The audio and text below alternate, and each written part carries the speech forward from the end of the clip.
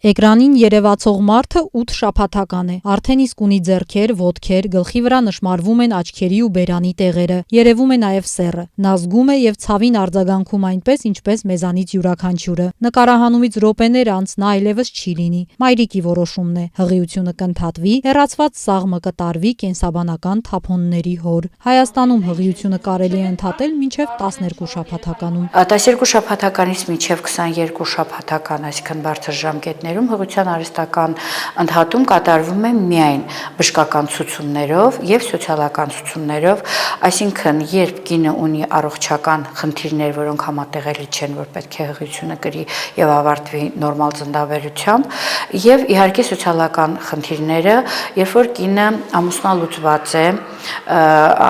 ամուսնու մահը հղիության ընթացքում կամ կինը դատված է։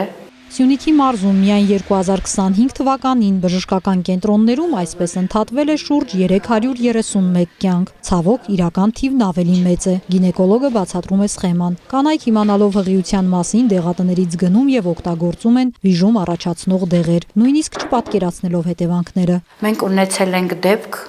մեր քաղաքում կոնկրետ, որ 2 երեխաների մայրը ինքնագլուխ այտենց դեղորայքով հղիություն է ընդհատել եւ դեպքը ավարտվել է մահով։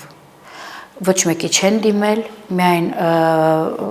այն դեպքում են շտապօգնություն կանչ ձևակերպել, երբ որ բրիգադան գնացել է, տեսել է արդեն կինը տանը մահացած է։ Աշխեն Մարտիրոսյանի խոսքով տեղեկատվության պակաս կա, հատկապես տղամարդիկ չեն պատկերացնում, թե որքան ռիսկային է հղիության ընդհատումը։ Երբեմն հենց այս մեթոդով են զույգերը կատարում ընտանիքի պլանավորումը։ Կարող է զարգանալ կնոջ առողջական վիճակին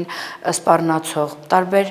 արգանդի բորբոքային հիվանդություններ, կարող է բերել չբերության, առաջնային, երկրորդային, կարող է բերել հղիության ընթացքում, արհեստական ընդհատման ընթացքում կատարվող մի շարք խնդիրների, կարող է լինել արգանդի թափածակում, ներքին արյունահոսություն, ընդհանուր միջև օրգանի հեռացում։ Դրա համար, երբ որ կինը դիմում է արհեստական ընդհատման, մեզ կանանց կոնսուլտացիա, պարտադիր ինքը լրացնում է դիմում, որ ինքը ընդունել է այդ որոշումը, որ պետք է ընդհատի հղիությունը, եւ այնտեղ նշվում է պարտադիր ինքը որոշումը միայնակ է կատարել, ամուսնու հետ համատեղ է կատարել, այդ բոլորը նշում ենք եւ իհարկե ինքը ծանոթ է այդ բոլոր բարդություններին ընդհանուր միջև մահ, որ կարող է զարգանալ հղիության արհեստական ընդհատման ժամանակ։ Անցյալ տարի մեր մարզում հղիության արհեստական ընդհատումների 50%-ից ավելին իրականացվել է Գորիսի բժշկական կենտրոնում։ 169 գորիսեցի կին որոշել է, որ չի ցանկանում շարունակել հղիությունը։ Այս թիվը չի ներառում վիժումները։ Բժշկական կենտրոնից տեղեկացրին, հստակ վիճակագրություն չկա, բայց դիմողները հիմնականում 4-րդ կամ հաջորդ երեխայի կյանքն են ընդհատել։ Հոգեբան Մարիամ Մեհրաբյանի հետ փորձեցինք հասկանալ, թե ինչու հենց ընտանեվարության ավանդույթները պահպանած Գորիսը պիտի գլխավորեր այս ցուցակը։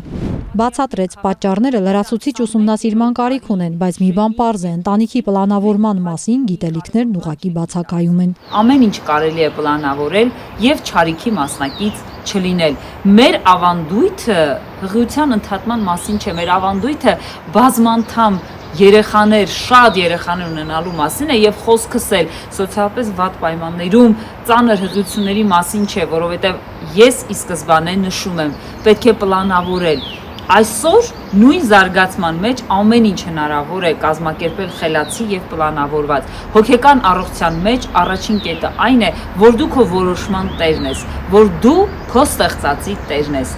Աստծո պարգևած կյանքի վրա ձեռք բարձրացնելը հանցանք է, ասում է Կապանի տարածաշրջանի եւ Վահանավանքի հոգեվոր հովիվ Տեր Ավետիքը։ Հայ առաքելական եկեղեցին այս հանցանքի համար միակ ընդունելի պատճառաբանությունը մոր կյանքի փրկությունն է համարում։ Երբ հղիությունը տեղի է ունենում, նույն պահին հենց առաջի օրվանից արդեն հոգինն է մտնում այդ դեր չձևավորված մանուկի մեջ եւ այդ դրա համար ենք ասում, այսինքն այստեղ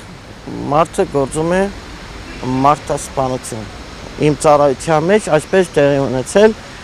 մի կին մոտեցել է եւ ասել է, որ ժամանակին ինքը ունեցել է այսպես արել է այս գործը, այս հանցագործությունը, այսպես ասած, հա, եւ ամբողջ իր կյանքը ինքը